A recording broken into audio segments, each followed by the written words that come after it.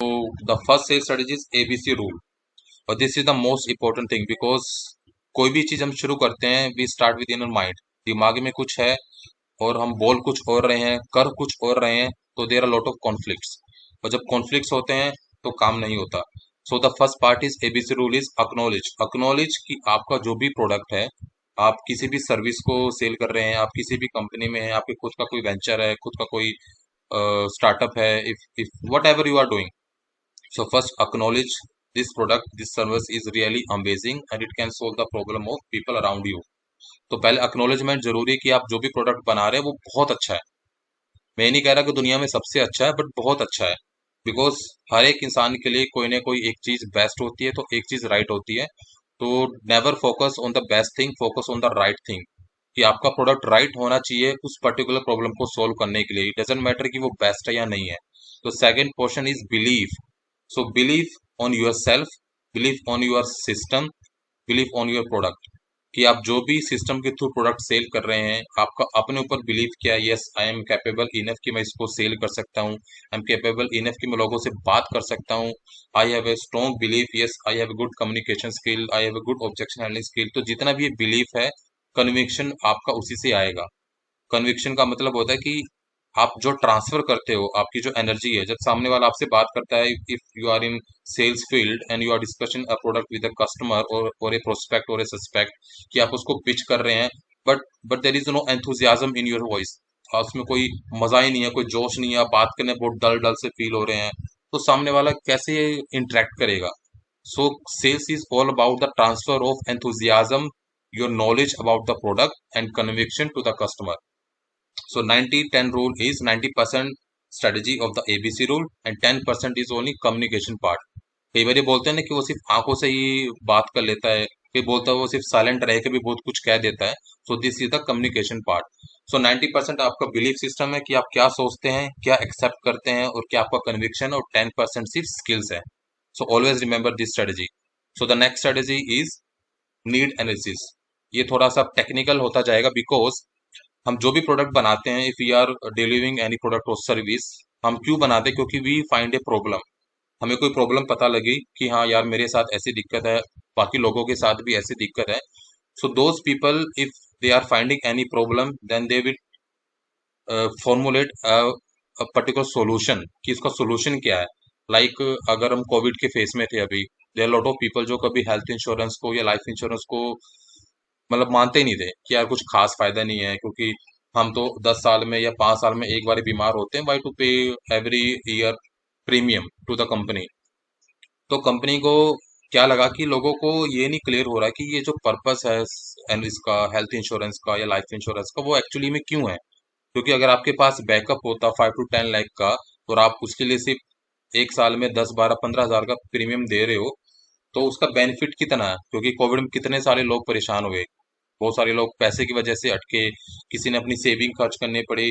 तो अगर आपके पास बैकअप होता तो बहुत सारा सोल्यूशन आपको मिल जाता। सो एक्चुअल नीड, उसके पीछे पर्पस और इंटेंट क्या है, ये आपको फाइंड आउट करना पड़ता है। अगर आप कोई स्टार्टअप कर रहे हैं कि I want to sell some cloth, I want to sell some food products, मेरी कोई बेकरी का कोई खास रेसिपी है, और I want to sell any particular specific instrument है, मैंने कोई ऐसा प्रोडक्ट बनाया, कोई सॉफ्टवेयर बनाया, तो वो सॉफ्टवेयर क्या प्रॉब्लम, क्या जरूरत पूरी करने वाला है। क्योंकि इंसान की जो नीड होती है दैट इज मैंडेटरी, जैसे नीड हम बोलते हैं रोटी कपड़ा मकान। So if you are making your product as a need of the customer, तो आपको वो नीड जाननी एक्चुअली में जरूरी है। क्या उसके बिना उसकी लाइफ सरवाइव हो पाएगी? क्या उसके बिना उसकी लाइफ में बड़े सारे चैलेंजेस आएंगे? अगर आपने ये फाइंड आउट कर लिया, तो definitely you can sell your product very easily. तो बहुत सारे लोग क्या करते हैं, नीड और फियर के बीच में रहते हैं। लाइक आपने मोबाइल खरीदा, that is your need, but mobile गिरने से टूट ना जाए, आप उसको उसके ऊपर लेमिनेशन कराते हैं, उसको कवर में रखते हैं, दैट इज योर फियर। आपने बाइक खरीदी क्योंकि आपको ऑफिस आना जाना है या कहीं आना जाना है, दैट इज नीड, बट आपको हेलमेट डालना है क्योंकि चालान कटता है, दैट इज फियर।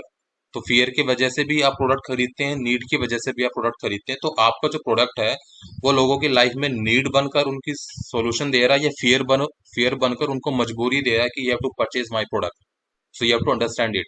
इसी तरह से थर्ड पार्ट होता है buying profit versus cost of losing, कि अगर कोई भी बंदा आपका प्रोडक्ट परचेज करता है, if someone is buying your product, so after buying what type of benefit he will get in his life, और अगर वो परचेज नहीं करता तो what type of losses he will going to beer.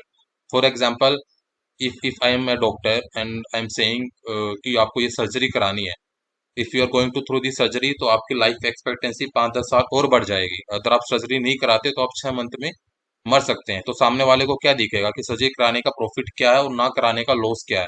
सो इसी तरह से आपको यू हैव टू फाइंड कि what type of profit I can give my customer if purchase my product, और what type of losses he can bear if he don't purchase. तो आपको दोनों की दोनों चीजें सामने वाले को बतानी होती है। फिर count the benefit instead of features. ये बहुत इंपॉर्टेंट पॉइंट है, क्योंकि लोगों को फीचर समझ में नहीं आते। Features means if you are selling any mobile phone और उसकी रैम 4 GB है, या उसकी रैम 8 GB है, या उसकी रैम 12 GB है, तो इट मीन्स कि उसको नहीं पता GB रैम का क्या फायदा है। इफ यू से अगर आप 8 GB रैम का मोबाइल लेते हैं, then your mobile will not hang. आप उसमें मोबाइल आपका हैंग नहीं होगा। अब अगर आप गेम्स प्ले कर रहे हैं, आप गेम्स खेल रहे हैं, तो ये आपका मोबाइल गर्म नहीं होगा, या आपको मोबाइल में हैंगिंग नहीं आएगी, बीच में अटकेगा नहीं। आप बहुत सारे फोटोज उसमें स्टोर करते हैं तो उसमें बीच में दिक्कत नहीं आएगी। तो दीज आर द बेनिफिट जो उसकी लाइफ में इम्पैक्ट आता है, उसको जो फील होता है। सो बेनिफिट इज ए एक्सपीरियंस, कि वो उसको एक्सपीरियंस क्या होगा आपका प्रोडक्ट खरीदने से, उसकी फीचर को यूज करने से। So you have to count the benefit of the product. The next is create the value of both customer and product, कि आपका प्रोडक्ट परचेज करने से what will be the value of the customer, कि उसकी personality कैसे improve होगी, उसकी life में क्या चेंजेस आएंगे, उसकी लाइफ कितनी स्मूथ कितनी ईजी हो जाएगी, उसका कौन सा पर्पस सॉल्व हो जाएगा। So these are the all part of need analysis. तो ये आपको बहुत स्ट्रांगली फॉलो करना है। So the next strategy is lead sorting. So when we will cover the lead part, so you will come to know कि what type of leads there are, what are the hot lead, warm lead, cold lead, ये होती क्या है, ये कैसे filter होती हैं, कैसे इनको बनाते हैं। But business is all about finding the leads, कि ऐसे कौन से लोग हैं जो आपके प्रोडक्ट को ले सकते हैं। So these are the leads, जो लेंगे वो कस्टमर है, जो ले सकते हैं दीज आर द लीड्स। तो हम बाकी नेक्स्ट में इसको कवर करेंगे। सो the next fourth part is customer handling time. अब ये भी है कि आपको ये भी फिल्टर करना है कि those customer who are really our buyer और those customer who are really only the shopping part. Because if we are going into a showroom और into a mall, there are two type of people. One जो सिर्फ showroom घूमने आए हैं, और दूसरा जो वाकई में कुछ परचेज या खरीदने आए हैं। तो 80-20 रेशो को बोलते हैं पैरेटो प्रिंसिपल। ये लाइफ के हर एक पहलू पे इम्प्लीमेंट होता है। If you are looking in your life, और if you are in a business, if you are in a job, किसी भी लाइफ को पहलू को आप देखोगे, तो Pareto principle is really working amazing. It means ये क्या कहता है कि 80% of the result comes with 20% of the effort. It means कि आपका जो 80% रेवेन्यू बनेगा वो सिर्फ 20% कस्टमर से बनेगा। कहने का मतलब क्या हुआ कि अगर आप 100 कस्टमर से बात करते हैं, तो 20 ही कस्टमर ऐसा होंगे जो आपके 80% प्रॉफिट को कवर कर देंगे। अगर आपके वार्डरोब में there are 100 type of clothes, आपके पास 100 जोड़ी कपड़े हैं या 100 जोड़ी आपके पास शूज हैं, तो सिर्फ उसमें से 20-20 शूज ही या 20 कपड़े ही ऐसे होते हैं जो आप 80% ऑफ द टाइम पहनते हो। या आपकी कंपनी में 100 एम्प्लॉयज हैं, तो 20 एम्प्लॉयज ऐसे हैं जो 80% काम कर लेते हैं, बाकी के 80% छोटा मोटा काम करते हैं, जो ज्यादा कंपनी की रेवेन्यू में पार्टिसिपेट नहीं करते। तो 80-20 रूल हमेशा आपके कस्टमर में भी आएगा, कि ये ऐसे कस्टमर है जो आपको 80% प्रॉफिट देंगे, और ये 20 ऐसे कस्टमर जो आपको मतलब ये आप 80% कस्टमर ऐसे हैं जो सिर्फ 20% प्रॉफिट देंगे, और 20% कस्टमर ऐसे जो 80% प्रॉफिट देंगे। तो जो भी आपके पोटेंशियल कस्टमर, आपको उनके ऊपर फोकस करना, उन पे ही टाइम स्पेंड करना है। तो एवरेज हैंडलिंग टाइम का मतलब क्या हुआ कि the total time you spend divided by the number of customer you attended. It mean suppose in every day you are attending 10 customer, तो 10 कस्टमर में से आपने किसी कस्टमर पे 1 आवर स्पेंड किया, किसी पे 20 मिनट स्पेंड करी, किसी पे 40 मिनट की, किसी पे 2 आवर स्पेंड किए। तो you have to find the average total time, जितने कस्टमर अटेंड किए 10 आवर्स में, divided by the number of customer.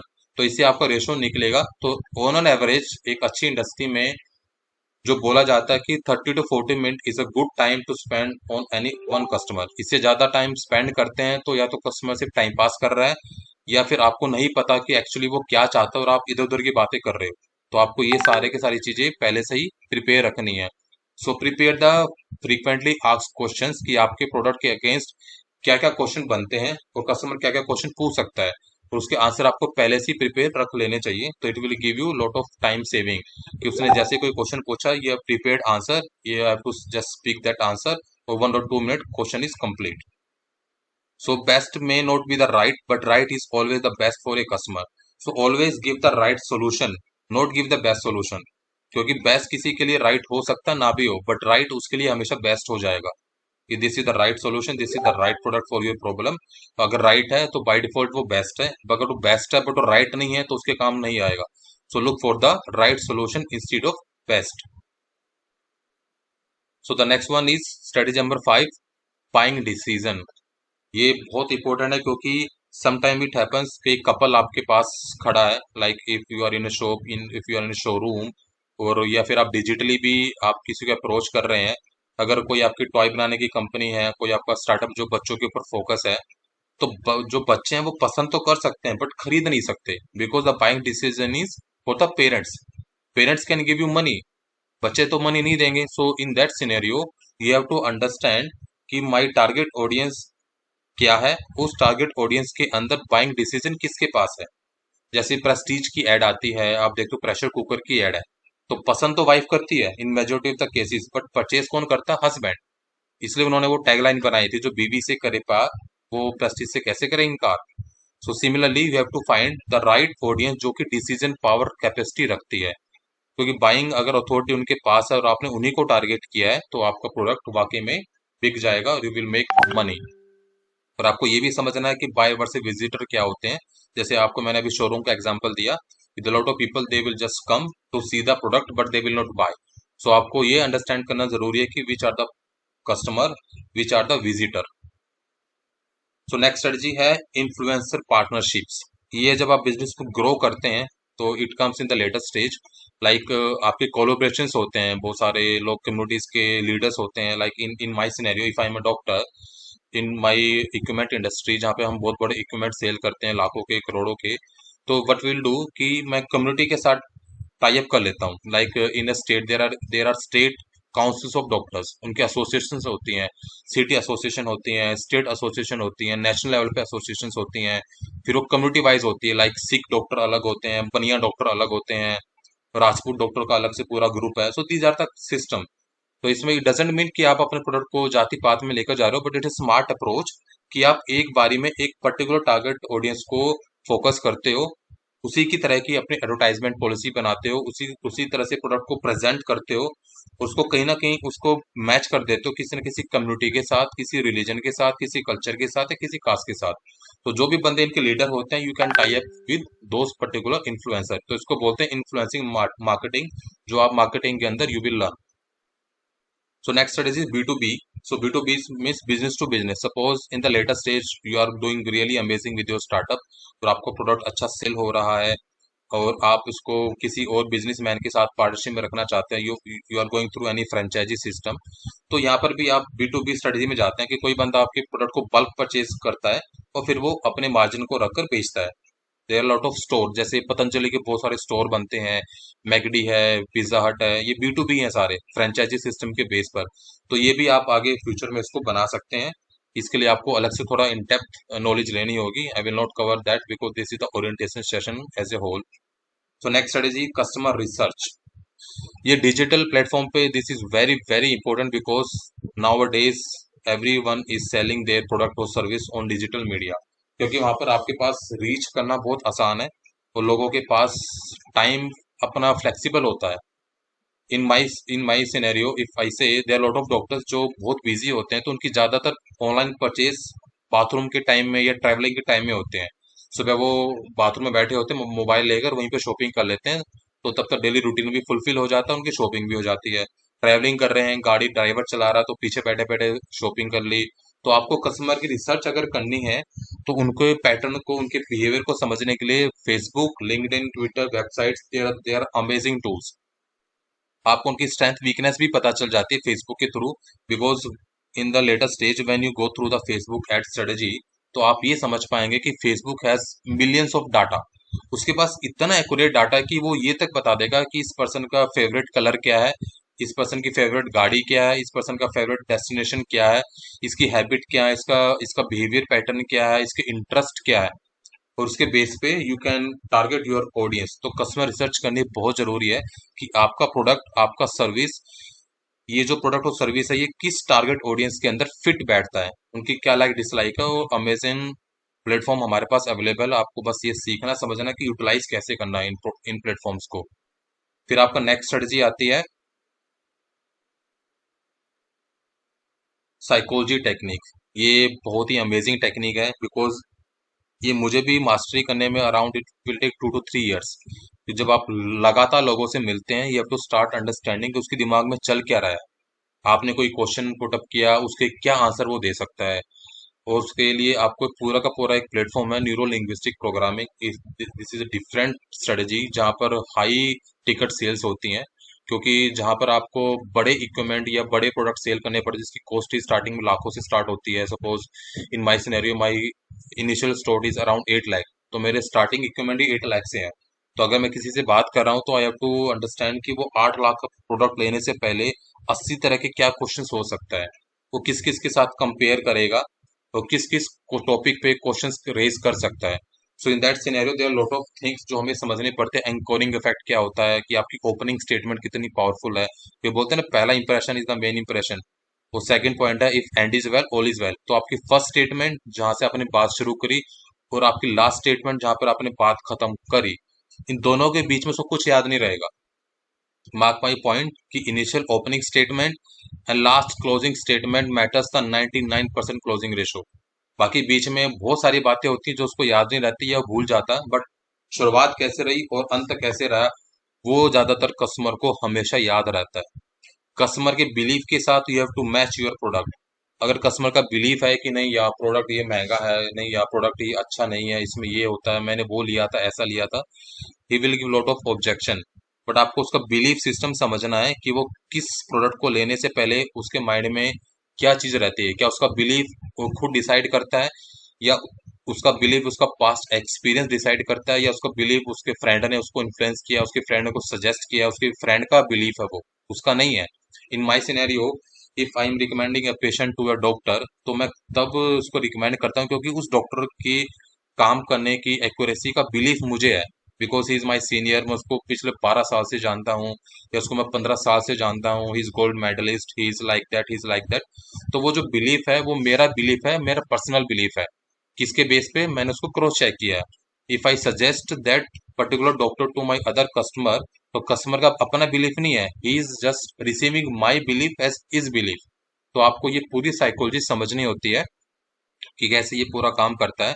और फियर और लॉस जो मैंने आपको लास्ट टाइम बताया था वो बिलीफ से बहुत मैच करता है, कि सर अगर आप इस प्रोडक्ट को नहीं लोगे तो आपका जो बिलीफ है इस प्रोडक्ट अपनी लाइफ को चेंज करने का वो पूरा नहीं हो पाएगा। तो हमेशा बिलीफ लाइफ के एक्सपीरियंस के साथ you have to match. So always remember sales is all about just one word experience. आपका बात करने का एक्सपीरियंस, आपका पिच करने का एक्सपीरियंस, उसका अपना पर्सनल एक्सपीरियंस, आपका ऑब्जेक्शन हैंडलिंग एक्सपीरियंस कस्टमर के साथ कितना मैचअप होता है, that is totally a single type of sale. उसके अलावा बाकी सारे के सारे टूल्स एंड टेक्निक्स हैं। बहुत सारे लोग ये समझते हैं कि सेल्स इज ए आर्ट, बहुत सारे लोग समझते हैं sales is a science, but actually it is a scientific art. Science भी है, बट वो साइंस प्रेजेंट कैसे करनी है, that is the part of art. So science और art, scientific art, this is the total sale. Okay, so next point है choice comparison psychology. ये ज्यादातर आप ऑब्जर्व करोगे मूवी थिएटर्स के अंदर, जहाँ पर आप ऑब्जर्व करोगे there is a small bucket of popcorn, उसका रेट है 100 रुपीज। उससे थोड़ा सा बड़ा है, उस उससे ऑलमोस्ट डबल बड़ा है या 1.5 गुना बड़ा है, that price is almost 30 to 40% height. यानी 100 रुपए का छोटा बकेट और 150 रुपए का उससे डबल बकेट। तो आप क्या देखोगे यार, 50 रुपए के डिफरेंस में इतना सारा मिल रहा है, तो बड़ा बकेट लेते हैं, इसमें प्रॉफिट ज्यादा है, मार्जिन ज्यादा है।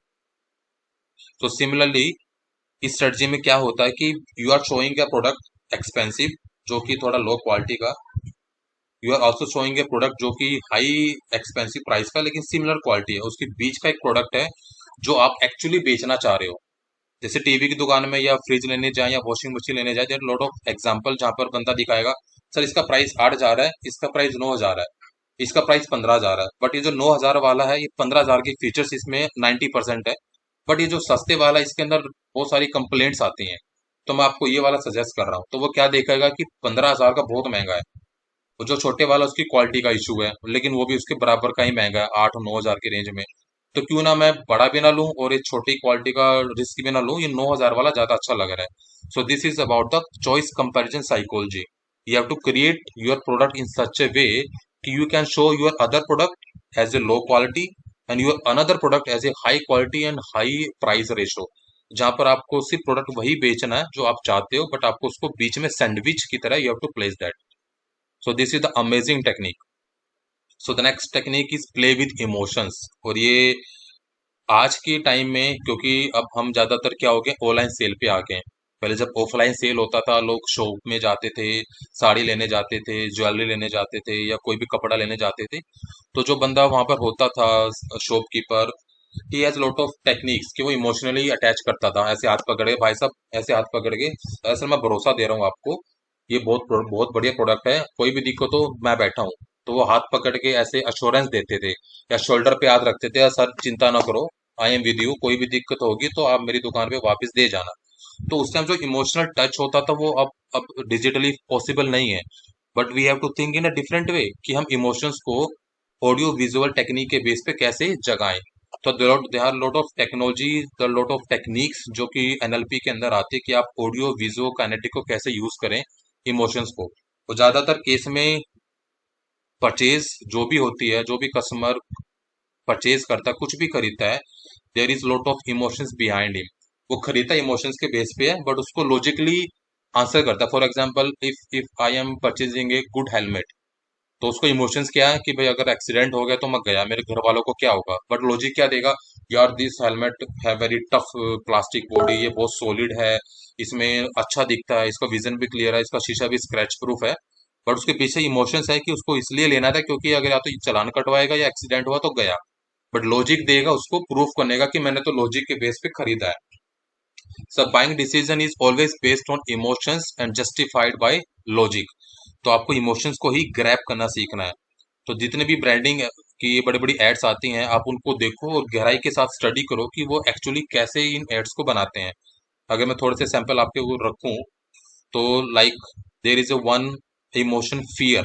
तो बहुत सारी चीजें आपको नजर आएंगी कि जहाँ पर लिखा रहता है कि लास्ट 2 आवर लेफ्ट, जो सेल चल रही है कि 2 घंटे में बंद हो जाएगी, या लास्ट 1 डे रिमेनिंग, सिर्फ एक दिन बचा है सेल सेल, या कोई बोलता है कि लास्ट 10 सीटें बची हैं। तो अलग अलग प्रोडक्ट, अलग अलग सर्विस के बेस पे you have to create the fear of losing, कि वो आप खो दोगे अगर आपने अभी तुरंत कोई एक्शन नहीं लिया, then you will lose this offer. That is the fear of losing. Second, anger. Anger में आपको इमोशन डालनी पड़ती है कि अगर ये प्रोडक्ट आप नहीं खरीदते तो आपके बच्चे गुस्सा हो जाएंगे, या आपकी वाइफ गुस्सा हो जाएगी, या आपके पेरेंट्स गुस्सा हो जाएंगे, या आप गुस्सा हो जाओगे। तो वहां पर हमें एंगर इमोशंस को मैच करना पड़ता है किसी भी उसी तरह के फोटो को लगाकर डिजिटली। इसलिए ज्यादा सैडनेस आती है, जहाँ पर ये एक कैंपेन चला था कि आप भूखे नहीं है बट वो तो भूखा है। तो वहां पर लोग फूड शेयरिंग को प्रमोट करते हैं कि आप जो खाना बचता है या खाना वेस्ट ना करें, क्योंकि खाना जो बचता है वो वेस्ट होता है, किसी बहुत सारे लोग भूखे सोते हैं, भूखे मरते हैं।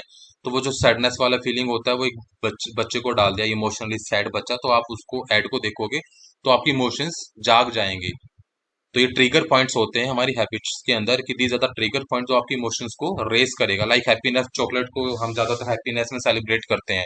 कितनी सारी ऐड कैडबरी की हैप्पीनेस मूवमेंट में आती है, जिसमें वो मुस्कुराते हैं, वो बच्चा यहाँ से वो नीचे फ्लो कर रही है melted chocolate. So there is a lot of things. Like इसी तरह से इंस्पायरिंग, इंस्पायरिंग में आपको अंदर से मोटिवेट करते हैं प्रोडक्ट को पुश करने के लिए।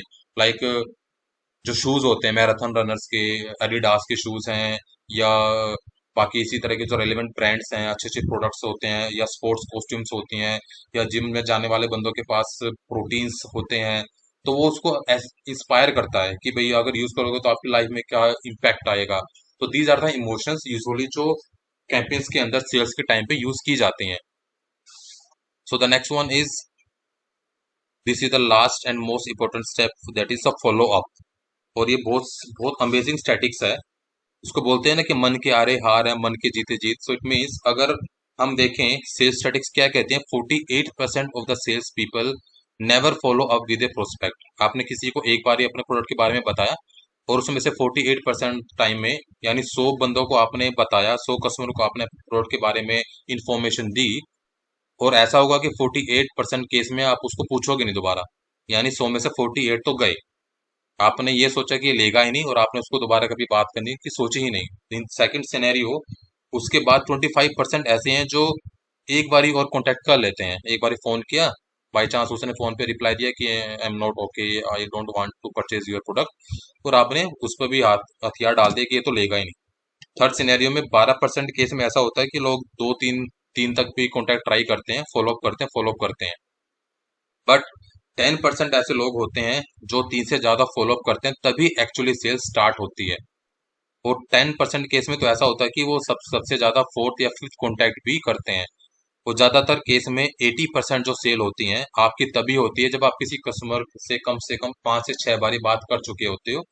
ये है डिजिटल सेल्स के स्टैटिक्स। क्योंकि ऑफलाइन सेल में ये आपको मौका नहीं मिलेगा कि बंदा शोरूम पे या आपकी शॉप पे बार बार आएगा और आप छठी बारी में उसको सामान दे पाओगे, ऐसा नहीं होता। ऑफलाइन सेल्स में तो आप उसी उसी माहौल के अंदर या तो दोगे या नहीं दोगे, क्योंकि बंदा दोबारा रिपीट नहीं आता, क्योंकि उसके आसपास इतनी शॉप्स होती हैं, वो कहीं ना कहीं जाके परचेज कर लेता है।